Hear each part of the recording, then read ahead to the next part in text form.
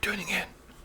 So today I have some fish and chips, and I went to this place that I know it's been there a while. I've driven by it for years and decades actually, and I even asked them when I was there, because I'd never been there before. I said, "How long has this restaurant been here?"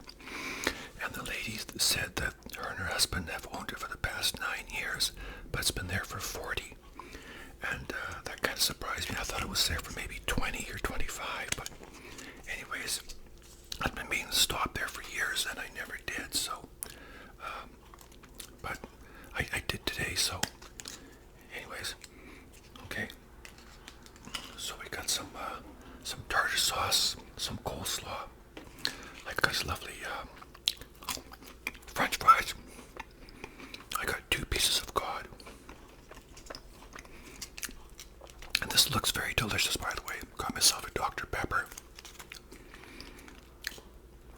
Now, I love fish and chips, but when I think of going out for a takeout meal, I don't usually think of fish and chips. I usually go for a hamburger or something easy like that. But this restaurant has a nice little place to sit. They got about maybe 8 or 10 tables, I guess. Just a small little place. But they do very good business. So anyways, yeah, I do love fish and chips, so I'm looking forward to this. They had cod and halibut and snappers. I got the cod, and I'm looking forward to trying it. Get that ketchup on there. Okay. I know the fries are very good. Very good.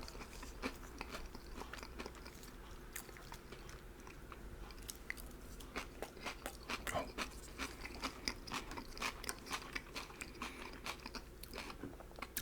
Very good coleslaw too. Very good. I can put this over here so it's a bit wider.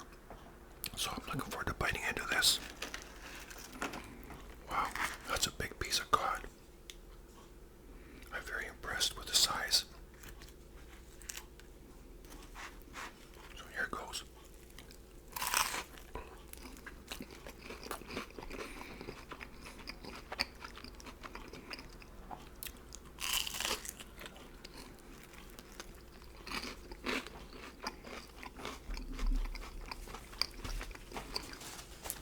Wow. That is very good. That's very good. Wow. The batter is amazing. And the fish itself is just lovely. It's really good.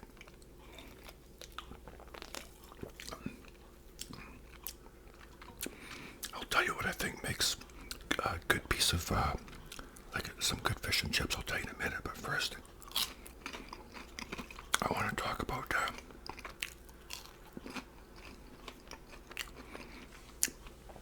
I made a video recently where I talked about moving from Saskatoon to Vancouver Island, and I mentioned that we used to vacation out in Vancouver Island all the time before we moved here.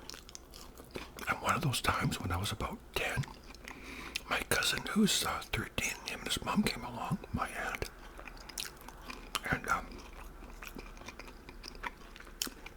he was crazy about fish and chips. And I kind of idolized him, so I wanted to eat fish and chips too. So all the way out here, every time we stopped at a restaurant, we'd order fish and chips.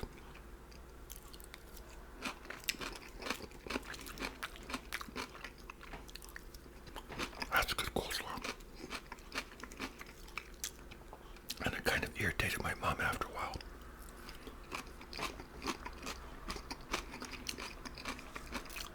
Because she thought we should try something different.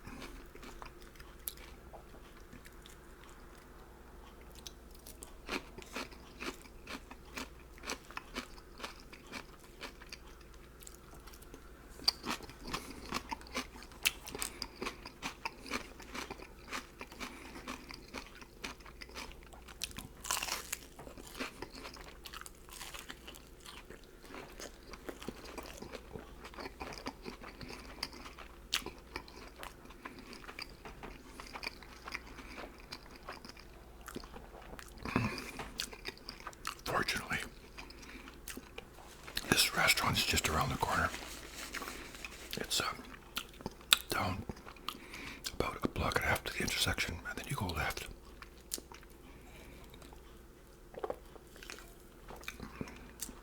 So it's very close, so this food is still very hot. I only had to wait about less than 10 minutes to get my order.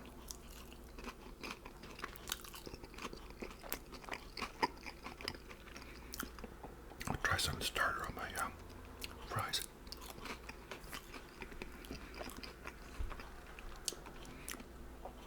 Yeah, I've had really good fish and chips. I've only had fish and chips twice. That wasn't very good. But I had some fish called, I think it's tilapia. I think that's how you pronounce it. When I was in Vietnam, and this fish, they slice it. They slice it open on the side, but maybe 4 or 5 cuts on the side. Rub some spice into it or some sauce, and they grill it. And that's how they serve it. It's so good. I had it twice when I was over there.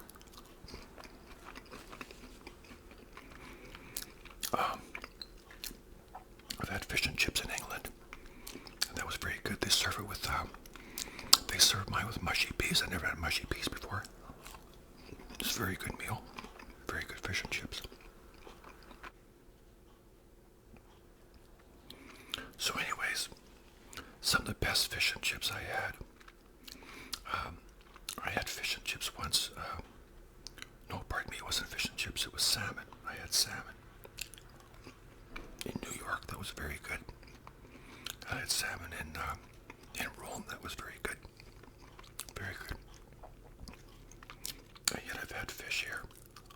Salmon right here on Vancouver Island. And it's usually pretty good, but one time I went to this restaurant and the salmon was already dry. And so I don't normally complain, but this time I did, and they gave me free dessert.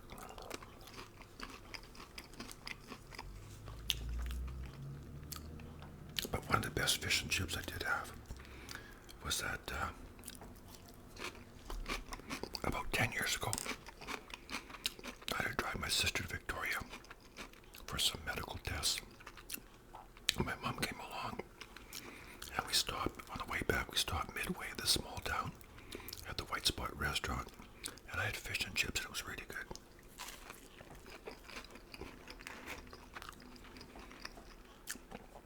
But you know what makes good fish and chips? For starters, it's a good piece of fish.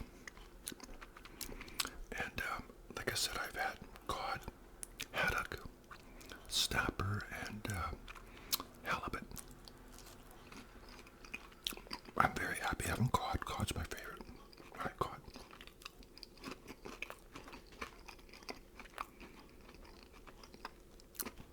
But a good piece of fish and a good batter. I used to have a really nice beer batter recipe, and I can't find it, but a really good batter. And also, you can tell that this has been cooked in some very clean, deep fry oil. It's not real dirty, not really old. You know, most restaurants I worked in would change their deep fry oil at least once a week, if not more. Can't stop eating these fries, are good. One time when I was a little kid, when I was about 12, I was Christmas shopping.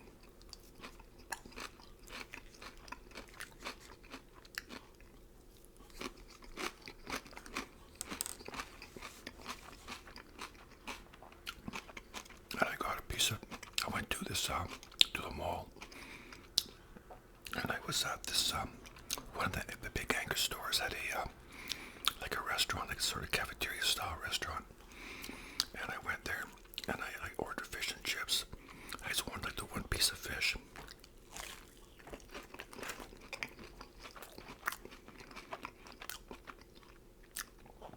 And the piece of fish was like a ball, hard as a rock, and a really dark color, like the deep fat fry oil that probably had been changed in a dog's age. And it was really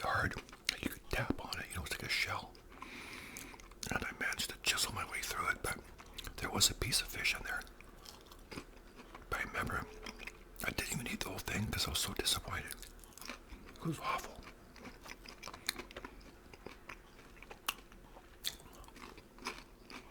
Now that happened again in 2011.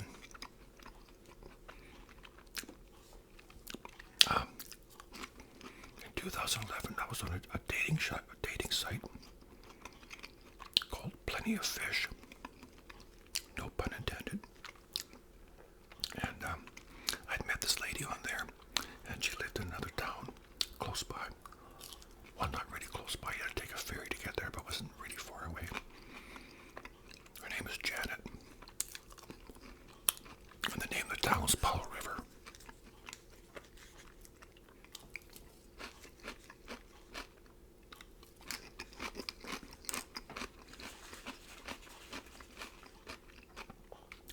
So we met online. Now this is like 3 full years before I met Linda, or before Linda and I hooked up. So I started chatting with this lady, and we were messaging back and forth. And then we phoned each other a couple times.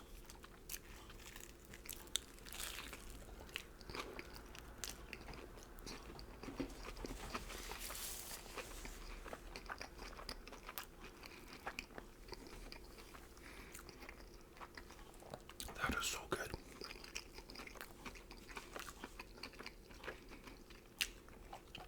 So we messaged a couple times. I think we started talking on the phone. And we decided that we should meet. Because at some point, if you're interested, you pretty much have to, right? So anyways, the town she lived in, Powell River, is landlocked. You can drive about 30 miles north. No, 30 minutes north, about 30 minutes south. And that's about it. If you want to go anywhere else, you have to take a ferry. And there's a couple ways of getting out of Powell River, or to get there, whatever. The best way for me to get there was to drive about an hour and a half up island to the Little River Ferry Terminal.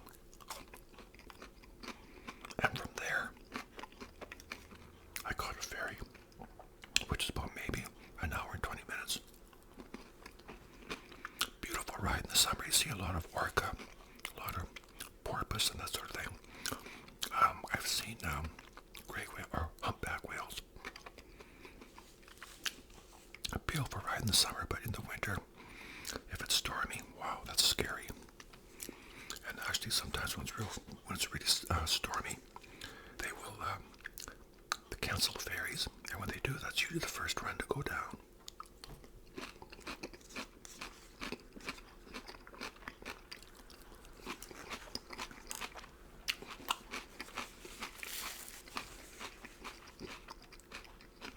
So anyway, we agreed to meet, so I drove up there, and I parked my car and went on as a foot passenger, and she was going to meet me on the other side.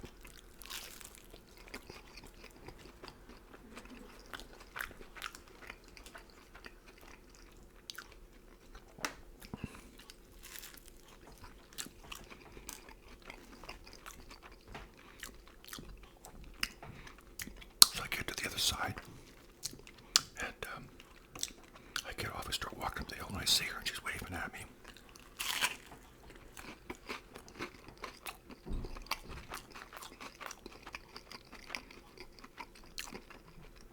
And of course, I recognize her right away.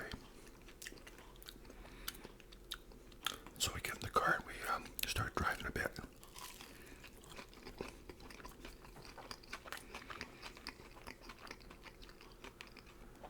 That is a good piece of fish. Beautiful. Just a beautiful batter, everything. Wow.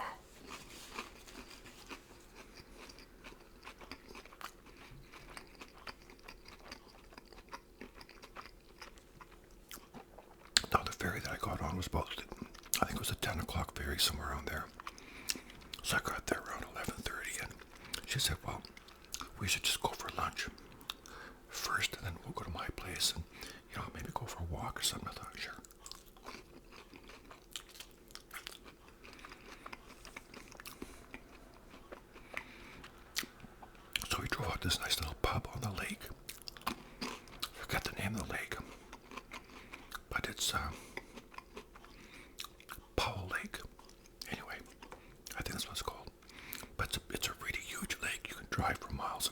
build your boat. There's lots of float homes and all that. Good for fishing. There was a launch right there. People were launching the whole time we were there. So we were sitting outside of the pub on the patio. And we're both kind of nervous, you know. It's our introductory date, the first day we actually, meet each other in person.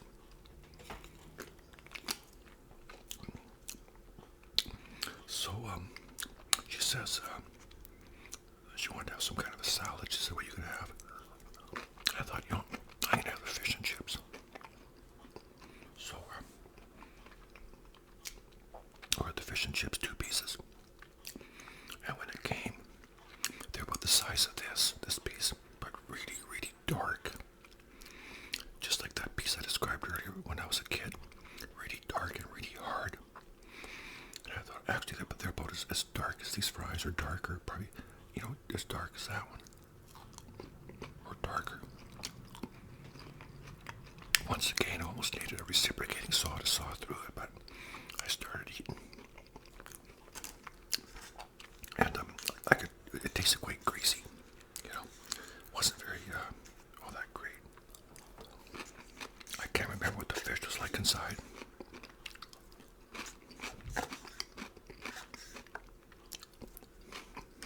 That was good coleslaw. But the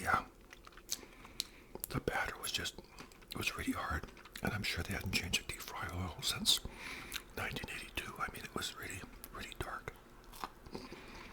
And it tasted like, when deep fry oil has been used a lot, you can really taste it. It wasn't fresh at all. But it was our first date. I didn't want to sound whiny. I didn't want to complain about nothing.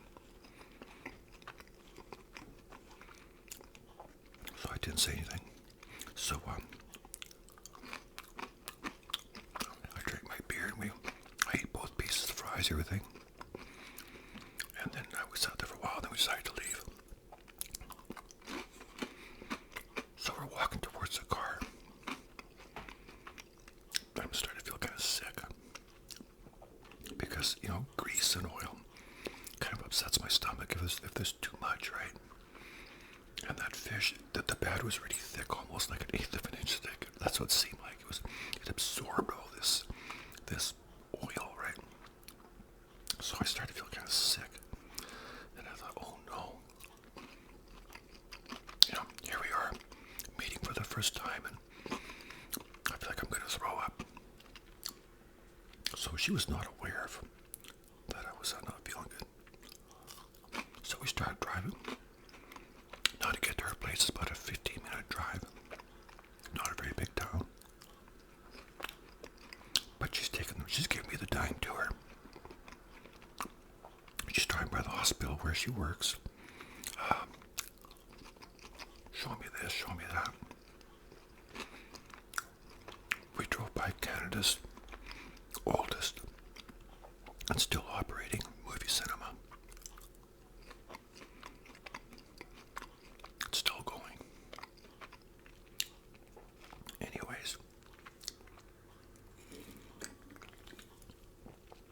I'm just feeling terrible. I feel like I'm going to throw up any second. And I'm not saying nothing. I'm hardly saying a word. She's completely unaware because she's just, talking and saying, pointing out this and pointing out that. So to get to her place, this whole town, Powell River, is built on the side of a hill. And it's, nobody has a bad view because it's built on the side of a hill. You just see the ocean. It's beautiful. A lot of towns like that in BC are like that. So anyways, we're driving up this really steep hill. And we get this intersection.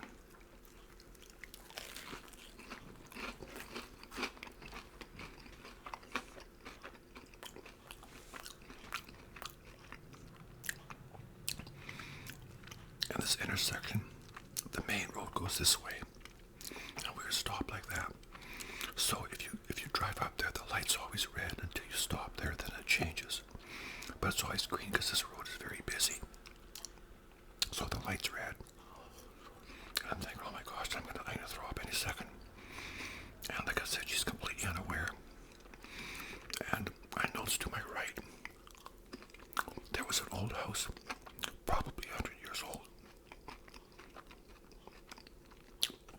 I'm willing to bet that that house at one time probably sat on 25 acres. But here it was squeezed down into a little postage stamp size lot. And it was like the last of the holdouts. It was surrounded by, buildings and condos, and there's a gas station and grocery stores. And it's like it's sitting there all by itself. And I was saying to myself, I'm going to throw up. So my plan was, I was just going to say, hang on, Janet. I was going to open the door and run over and throw up in the front yard. Because I didn't want to throw up in her car. But I knew I was going to throw up, and I was having a hard time keeping it down. And I even had my hand on the door. But then the light changes started going. And she said something about, we're almost at my place. I don't live very far, so oh, thank God.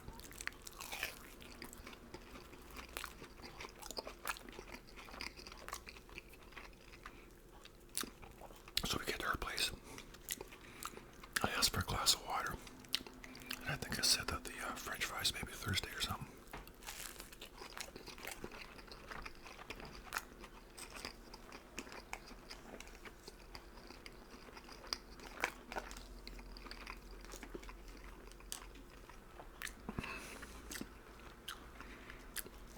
So she gives me a glass of water.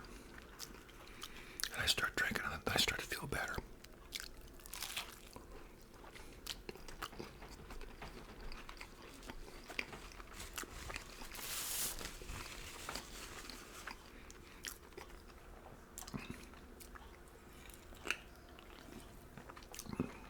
Good old Dr. Pepper. So I started feeling better. Then she said it's such a beautiful day, because it was. It's a shame to be inside. Let's go for a walk along the waterfront. There's like a seawall path. So I thought, oh yeah, thank God, let's do that. So we did, and I started feeling a lot better. So then I was fine after that. I never did throw up. So anyways, we talked for a while and agreed we'd like to see each other again. So I went on the same day, just on a later ferry.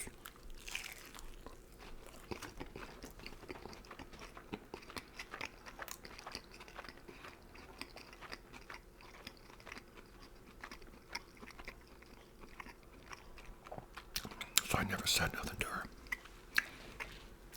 But I said, pardon me, I think our third date. I think it took at least to my third date till I told her. Because I didn't want to tell her that day, and I waited at least 2 or 3 dates. And I went back there, and eventually she'd come to visit me, but I like going over. So I think it was our third date. I told her about that. And she goes, why didn't you say something, I could have pulled over or whatever. I said, well, just kind of embarrassed, What's the big deal? So anyway, for the longest time, the inside joke, or the running joke, and she got a lot of mileage out of this. Every time we'd drive up that hill to that intersection, we'd stop at the light, and she'd say to me, did you want to get out and puke? I'd say, no, I'm good.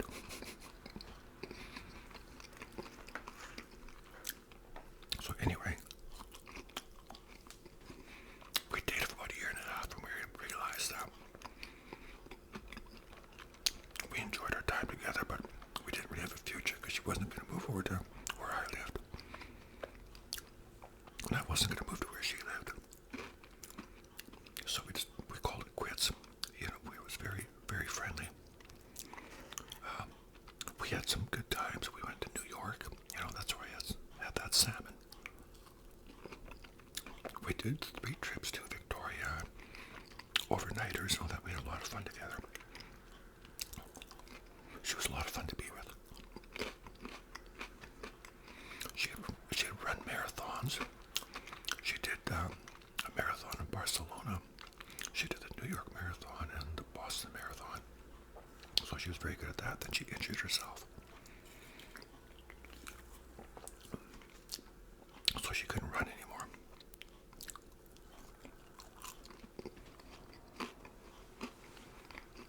But she was a nice lady. She had 3 sons. I met 2 of them. Very, very nice guys. The oldest one taught English as a second language in China. So I never met him, I met the other two. But it was good. But last September 2022, Linda and I went over to Powell River because she always wanted to see Powell River, and there's a little island if you drive about 30 minutes north of Powell River. There's a little town called Lund, and you can catch a water ferry, a water taxi, to this little island called Savory Island. It's just the sweetest little island. It's just beautiful. We rented e-bikes, beautiful beach, beautiful cabins, houses, you know, A-frames, whatever. Beautiful little island. So anyways, when we were there, we were driving up that hill to that intersection. And I stopped and I told Linda about that. She got a chuckle out of it. But sadly, that little house wasn't there anymore. It was gone.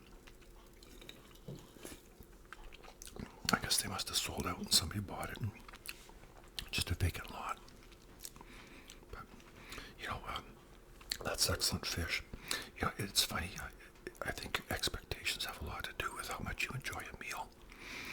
There's this place in another town west of where I live.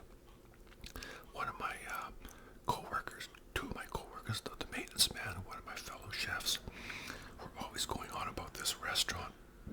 They said, you gotta try it. They specialize in fish and chips, and excuse me, that's what they're known for. Excuse me. And you know, I kept hearing good things. So anyways, I thought this would be great. So finally, one day Linda and I were on our way back from Tofino, and we stopped there. And it wasn't all that great. I mean, I was quite disappointed, you know. I remember there's one thing that was really good, and I think it was the coleslaw, and the rest was really not all that great, so maybe my expectations were too high. I mean, it certainly wasn't really bad, but you know, when you hear great things and then it's not like that, it's like, wow, it's kind of disappointing, you know.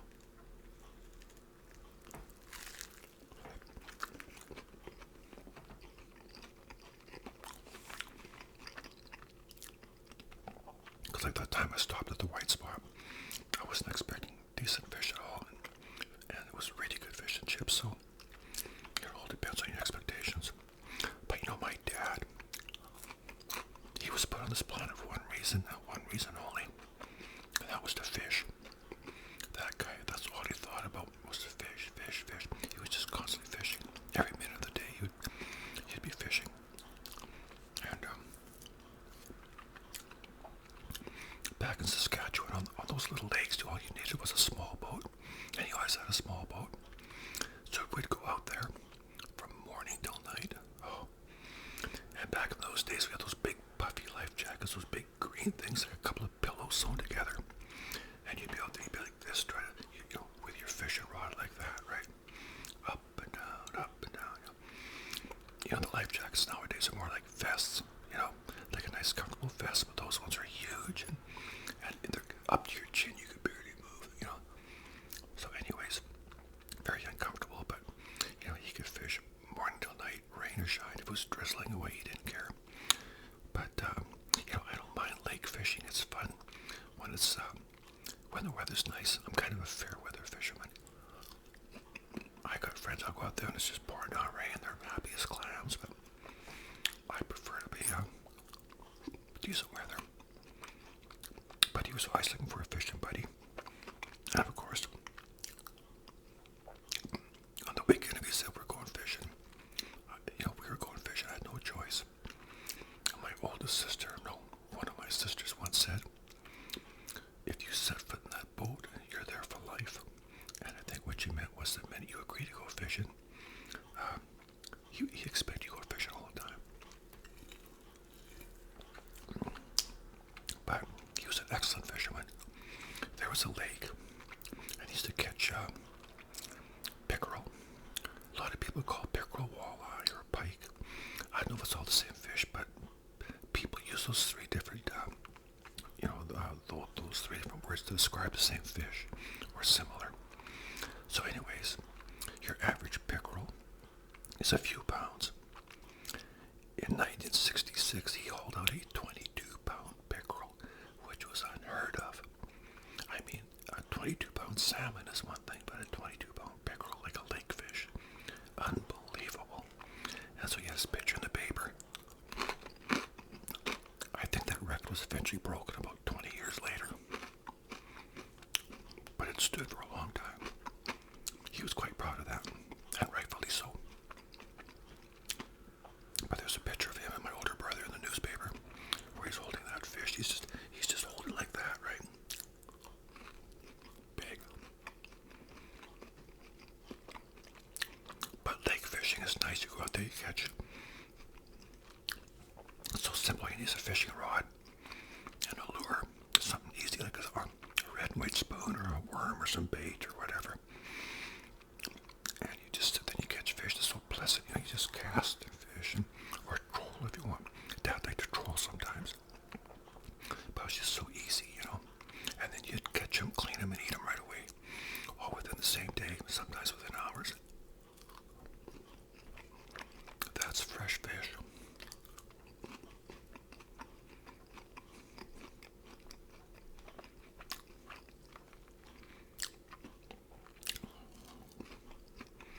I would definitely go back here to this place. They have a seafood platter. And Linda likes stuff like that. Linda and I both love seafood. So I'd like to try their seafood platter.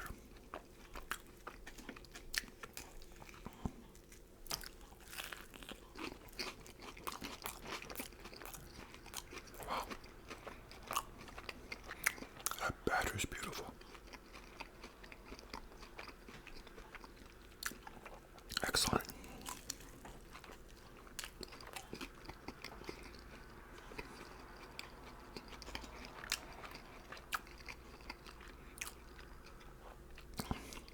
I wouldn't mind going there and trying their oysters.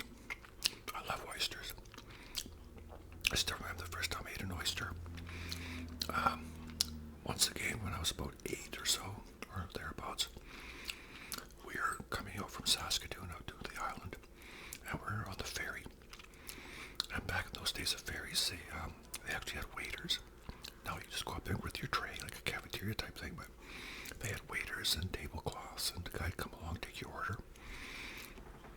And when I remember my cousin and I having fish and chips, but this was actually a couple of years earlier. And my dad ordered oysters, and I'd never had an oyster before. And my mom would just go, oh. But I wanted to try once anything my dad ate. I wanted to. I was always, seeking his approval, I guess, right? So he gave me an oyster, and I was like, wow, I really liked that. I thought this is great. So I still remember when I ate my first oyster.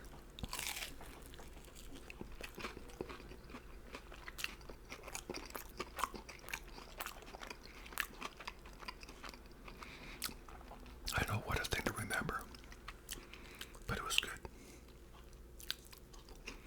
Wow, this is delicious.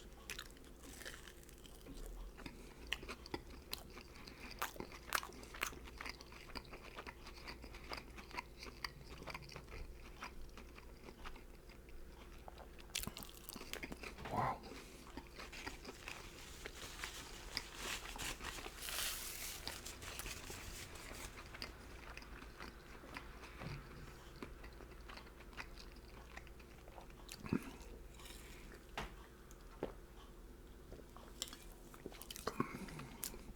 Wow. Haven't had a Dr. Pepper in a long time. It's delicious. Oh man, I'm already full.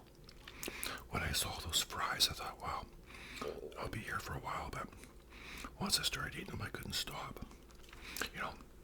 My dad and I went ice fishing one time, and ice fishing is a lot different. I mean, first of all, it's winter time, it's cold, I went to this lake where we used to fish in the summer, of course in the winter, depending on the winter, sometimes it's really, really frozen.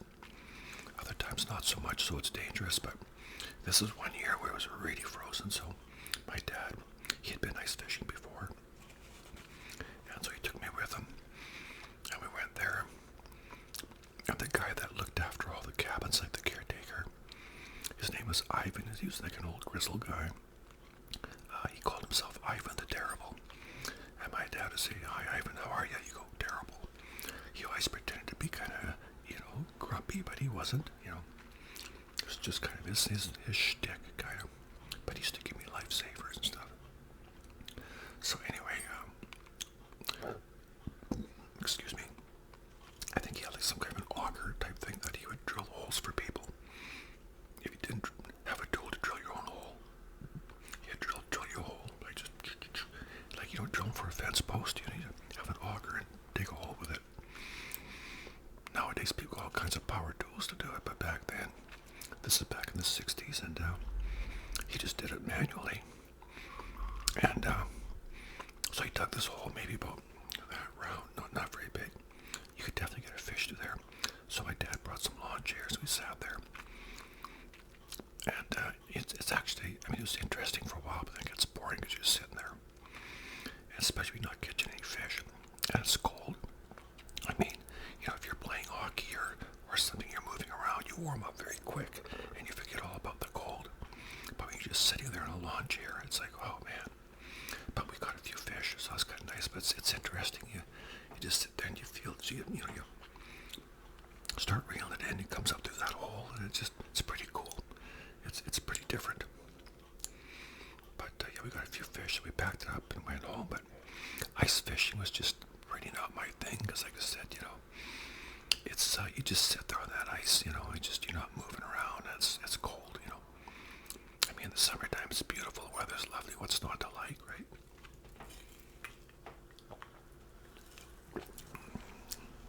But anyway, well, I'm really full.